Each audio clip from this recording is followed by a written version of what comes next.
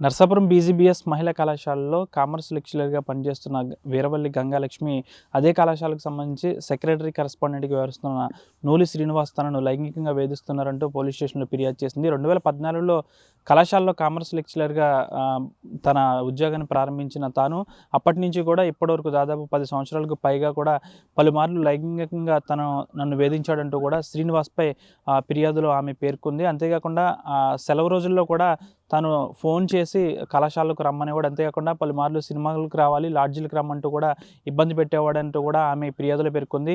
బయటికి చెప్తే పరువు పోతుందని ఇప్పటివరకు నేను వేచి ఉన్నాను. కానీ అతని యొక్క చేష్టలు శృతి మించిపోవడంతో చేసేదేమి లేక ఈ విధంగా మీడియా సమావేశాన్ని పెట్టి తన గురించి చెప్పాల్సిన పరిస్థితి నెలకొందంటూ కూడా వీరవల్లి గంగాలక్ష్మి అయితే వాపోతున్న పరిస్థితి. అంతేకాకుండా గతంలో కొన్నిసార్లు ఫోన్ చేసి నువ్వు నేను చెప్పినట్టు నడుచుకోకపోతే నిన్ను ఉద్యోగం నుంచి తొలగిస్తానంటూ కూడా పలుమార్లు అతను నన్ను టార్చర్ చేసేవాడు. అంతేకాకుండా ఒక్కసారి ఉద్యోగం నుంచి కూడా అతను నన్ను తొలగించాడు. ఆ తర్వాత తోటి విద్యార్థినులతో పాటు సిబ్బంది ఆందోళన చేపట్టడంతో మరొకసారి నన్ను విధుల్లోకి తీసుకున్నాడు. అంతేకాకుండా ఈ మధ్య అనేక సార్లు లైంగికంగా వేధించేందుకు అనేక ప్రయత్నాలు చేసినప్పటికీ నేను ఎక్కడా కూడా లొంగకుండా దాదాపు అతనికి వ్యతిరేకిస్తూనే ఉన్నాను. అంతేకాకుండా నా దగ్గర పలు కాల్ రికార్డ్స్ కూడా ఉన్నాయి.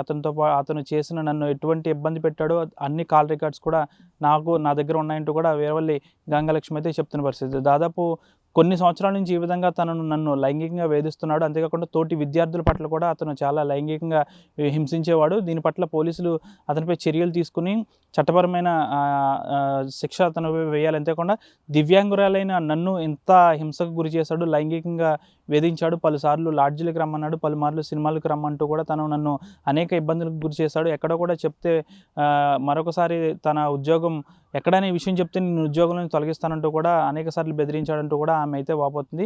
ప్రస్తుతం అయితే నర్సాపురం పోలీస్ స్టేషన్లో ఆమె అయితే ఫిర్యాదు చేస్తుంది. అంతేకాకుండా ఇటువంటి హేయమైన చర్యలు దివ్యాంగురాలైన నన్ను ఎంతటి విధంగా హింసించిన తనను కఠినంగా శిక్షించాలంటూ కూడా గంగాలక్ష్మి అయితే వాపోతున్న పరిస్థితి కూడా నెలకొంది. దీనిపై నూలి శ్రీనివాస్ కూడా స్పందించి నేను ఎటువంటి ఆరోపణలు ఎటువంటి ఈ విధంగా హెరాస్మెంట్ అయితే చేయలేదంటూ కూడా తను చెప్తున్నారు. అయినప్పటికీ కూడా గంగాలక్ష్మి దగ్గర అనేక రకాలైన వివరణాత్మకమైన వాయిస్ రికార్డులతో పాటు ఆమె దగ్గర ఫుల్ రికార్డు ఉంది కాబట్టి ప్రస్తుతం పోలీసులు అయితే కేసు నమోదు చేస్తారు. ఈ గంగాలక్ష్మికి ఎటువంటి న్యాయం చేస్తారనేది అయితే కూడా వేచి చూడాల్సిన అవసరం ఉంది. వీడియో జనశేఖర్తో మనోజ్ RTV, పశ్చిమ గోదావరి జిల్లా, నర్సాపురం నుంచి. నేను ఫిజికల్లీ హ్యాండిక్యాప్డ్ సార్. నేను బీజీబీఎస్ ఉమెన్స్ కాలేజ్‌లో 2014 నుంచి కామర్స్ లెక్చరర్‌గా వర్క్ చేస్తూ దాంతో పాటు టెక్నికల్‌గా సిస్టమ్ వర్క్ కూడా చూస్తాను సార్. నేను కొన్ని సెక్సువల్ హెరాస్మెంట్‌కి గురయ్యి అతని బాధ తట్టుకోలేక బయటకొచ్చాను ఈరోజు. మా సెక్రటరీ అండ్ కరెస్పాండెంట్ గారు బీజీబీఎస్ ఉమెన్స్ కాలేజ్ నూలి శ్రీనివాస్ గారు అలియాస్ నారాయణరావు. 3 మంత్స్ గడిచిన తర్వాత కరెస్పాండెంట్ గారు ఆయన ఏంటనేది నాకు తెలీదసలు.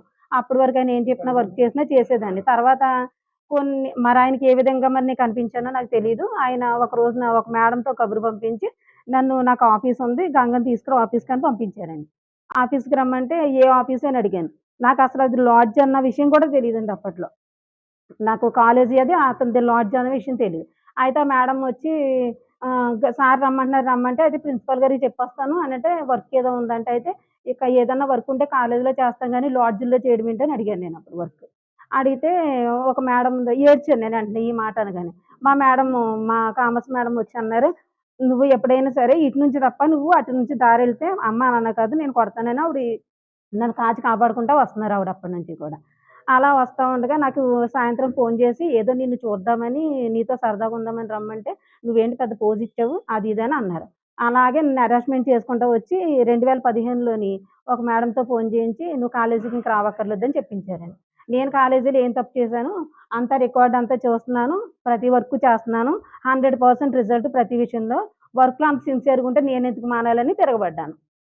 తిరగబడ్డ తర్వాత మళ్ళీ కొంతమంది మేనేజ్‌మెంటోళ్ళు అందరూ పిల్లలు సహా సపోర్ట్‌తో మళ్ళీ వెంటనే 2 నెలలకి మళ్ళీ నేను కాలేజీలో జాయిన్ అవ్వడం జరిగింది. జాయిన్ అయిన తర్వాత అలాగే కొనసాగుతూనే ఉంటుంది ఎప్పటికప్పుడు. 2018, 19 ఆ టైంలోని అతను ఒక రోజు నాకు ఫోను చేసి అన్నారు, "మేడం గంగా నీతో పనుందని చెప్పి మాట్లాడతానని చెప్పి అతను చాంబర్స్‌లో పిలిచి మాట్లాడతాని, నువ్వు నాతో భీమవరం రా సినిమాకెళ్దాము, ఎక్కడికెళ్దాం" అని అడిగారు. సార్ వేరేగా ఏమనుకుంటున్నారో నాకు తెలీదు సార్. నేను రానని చెప్పేసాను. చెప్పిన తర్వాత అతను అక్కడి నుంచి నన్ను టార్చర్ చేయడం మొదలుపెట్టాడు. కరెక్ట్‌గా సర్టిఫికేట్ వెరిఫికేషన్ జరిగింది. జరిగితే నాకు ఇవ్వాల్సిన సర్వీస్‌ని కూడా సరిగ్గా ఇవ్వలేదు ఆ టైంలోని. ఎంతమంది నా కో ఫ్యాకల్టీ వచ్చి బ్రతిమాలినా, ఎవరు బ్రతిమాలినా అలాగసలు ఎవరు చేయలేదు. నేను ఇంట్లో నుంచి అసలు బయటకి కూడా ఎళ్ళని వ్యక్తినండి. కాలేజు, ఇల్లు తప్ప నాకు వేరేది కూడా తెలీదు. అలాంటి టైంలో నన్ను ఎలా హెరాస్మెంట్ చేస్తాను ఇంట్లో చెప్పుకోలేక ఇంట్లో చెప్తే మానేయమంటారు. సర్టిఫికేట్ వెరిఫికేషన్ జరిగింది. ఏదో గవర్నమెంట్ చేస్తది. ఇంత చదువుకున్నాను. నాకేం తక్కువ నేను ఎందుకు మానేయాలి? ఈ ప్రాబ్లమ్స్ ఇక్కడ కాకపోతే ఇంకో చోట ఉంటాయని నేను అలాగే ధైర్యంతో వచ్చేదానండి. అయితే ఇతను నన్ను చాలా విధాలుగా ఆడుకోవడానికి చూసాడు. అలాగే భరిస్తూ వచ్చాను సార్. భరిస్తూ వస్తే ఇలాగ అకాడమిక్ ఇయర్ వచ్చేటప్పటికి అతనికి నో చెప్పడం నేను ప్రతిసారి నన్ను ఎవరో ఒకళ్ళు ఎనకాలొచ్చి మేమున్నామంటాం. ఒకసారి మా మేడం కూడా నన్ను తర్వాత నీ ప్రాబ్లమ్ ఇంకా మా ఫ్యాకల్టీ ఆల్‌మోస్ట్ అందరికీ తెలుసు నన్ను ఇలా అరెస్ట్ చేస్తున్నాడని. అప్పుడు నన్ను తీసేసినప్పుడు ఎళ్లి బ్రతిమాలి ఏడుస్తుంటే నాతో ఉన్న కో ఫ్యాకల్టీ ఒక ఆమె ఉంది కామర్స్ లెక్చరర్.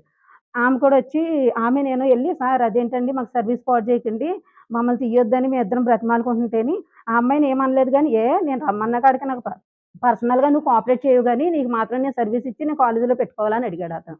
అడిగితే అప్పటిలాగే చాలా అరెస్ట్ చేశాడు. అలాగే మొత్తం మా ఫ్యాకల్టీ సహాయంతో మళ్ళీ నేను రావడం జరిగింది. వీళ్ళందరూ పోరాడి తీసుకొచ్చారు. తర్వాత ఒకరోజు స్టాంబస్‌లో పిలిచి ఇలా ఉన్నావు, అలా ఉన్నావు అని వర్ణిస్తూ కొంచెం ఏది ఏది పెట్టుకున్నా ప్రతీదీ బొట్టు దగ్గర నుంచి ప్రతీదీ అడుగుతూ ఉండేవాడు. చాలా విసుగొచ్చింది. ఓ రోజున ఏడుస్తా వస్తే మేడం ఎందుకు మేడం ఏడుస్తున్నారంటేని, మేడం ఎలా అంటేని మేడం మేమందరం ఉన్నాం కదా! మీరెందుకు ఏడాలి? ఏడవకండి అని మేడం ఓదార్చారు చాలా సేపు. అతను ఎప్పుడు ఏ వర్క్ చేసినా సరే సండే రమ్మనేవాడు. రాపోతే గొడవలు. అక్కడ హాలిడేస్‌లో రమ్మంటాడు. నేను రాను. ఇదే గొడవలు. కాదంటే అన్ని విషయాలు నేను బయటికి చెప్పుకోలేను కదండీ కొన్ని కొన్ని విషయాలు. ఆ అమ్మాయిని నన్ను బండి మీద తీసుకెళ్ళి బండి మీద రావడం నన్ను దగ్గరుండి చూసుకుంటుంది. చూసుకుంటే తననేమన్నారంటే, "నువ్వు తీసుకొస్తా కుదరదు ఝాన్సీ. గంగా మేడంని నువ్వెందుకు తీసుకొస్తున్నావు తీసుకురావద్దని" అన్నారు. "అదేంటి సార్ అది నా ఇష్టం నేను తీసుకొస్తాననంటేని" తనన్నారండి, "అలా అయితే తీసుకెళ్ళు మీ ఇద్దరిని గుద్దించేత్తాను కారెట్టి మీ ఇద్దరిని" అని అడిగారు. పడకపోతే రీసెంట్‌గాని ఏదో పిలిచి ఏదోని "నువ్వు నిన్ను చూస్తే టెంప్ట్ అయిపోతున్నాను. నువ్వు అసలు చాలా ఇదిగా ఉన్నావు. ఏవే వచ్చేయొచ్చు కదా ఒకసారి" అని చాలా దారుణంగా మాట్లాడాడు. ఇండియా పాకిస్తాన్ తాజా అప్డేట్స్ కోసం డౌన్లోడ్ చేసుకోండి RTV లైవ్ యాప్.